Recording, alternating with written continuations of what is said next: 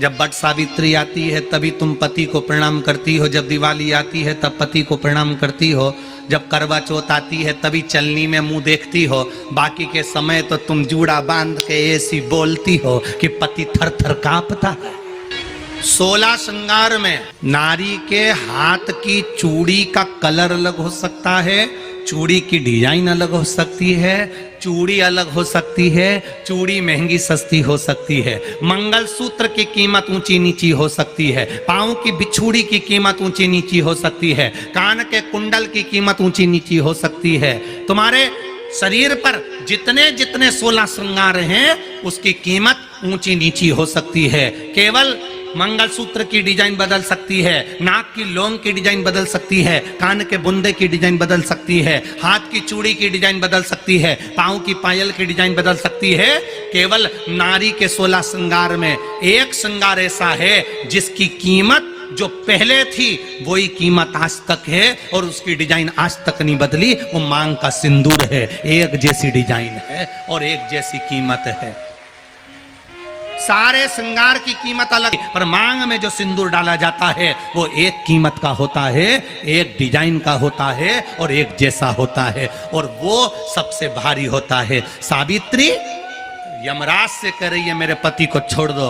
यमराज कह रहा है सावित्री तेरा पति मर चुका है, मांग के सिंदूर को पोंछ दे। सावित्री कहती है पूरा श्रृंगार उतार दूंगी पर मांग का सिंदूर नहीं पूछने दूंगी। तब यमराज ने कहा जब तक तू मेरे मांग का अपनी मांग का सिंदूर नहीं उतारती तब तक तू मेरे पास नहीं आ सकती।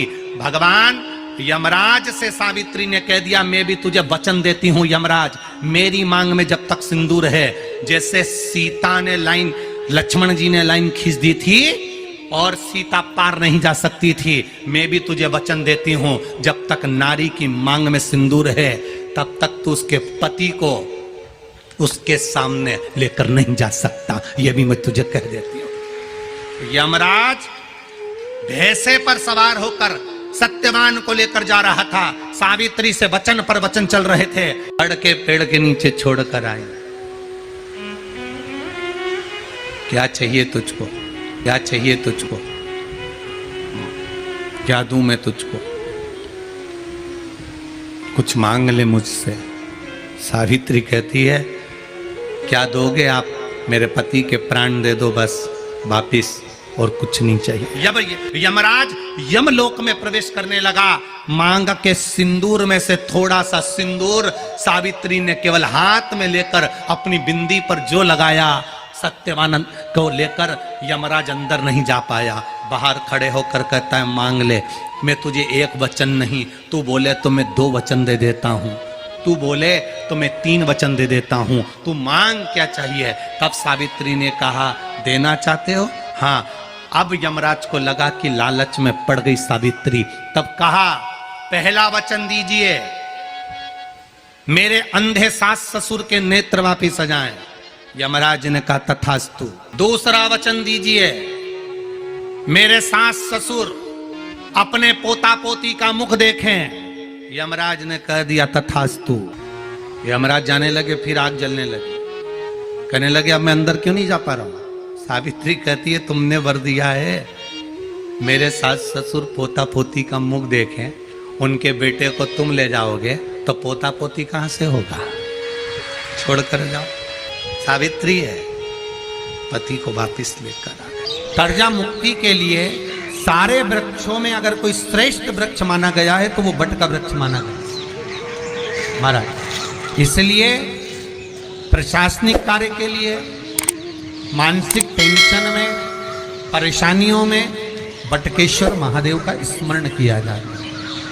और यदि निवेदन करूंगा बहुत ज़्यादा, यदि आपको कर्जा हो गया है, बहुत ज़्यादा कर्जा हो गया और वो कर्जा चूक ही नहीं रहा, तो थोड़े दिन बड़ के पेड़ के नीचे आप बटकेश्वर महादेव के लिए 1 लोटा पानी, उसमें थोड़ा सा पिसा हुआ चावल पीस के गला लेना, चावल को और पीस लेना, पीस के उस पानी में मिला लेना और मिलाकर उसमें थोड़ी सी हल्दी पिसी हुई डालकर बटकेश्वर महादेव के नाम से बड़ के पेड़ के नीचे अपनी कामना कर जो कर्जा हुआ है उस कर्जे का भान देते हुए, स्मरण देते हुए छोड़ दीजिए।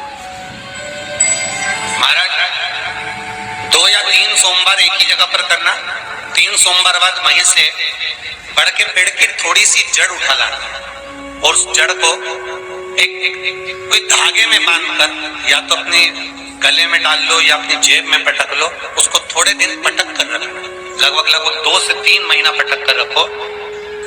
वो जड़ जैसे बड़का पेड़ विस्तार होता है, पानी गिरे ना गिरे, जल वृष्टि हो ना हो, गर्मी पड़े ना पड़े, उसको कोई फर्क नहीं पड़ता, बड़का वृक्ष आप रूप फैलता जाता, उसकी जड़ें अपने आप प्रबल होती है। उसी तरह ये बटकेश्वर महादेव कहीं से भी अगर जड़ आपके पास में रखी है 1 महीना 2 महीना 3 महीना तक, तो ये जड़ अपने आप लक्ष्मी को पकड़कर खींच कर लाती है और कर्जे से मुक्त कर देती है।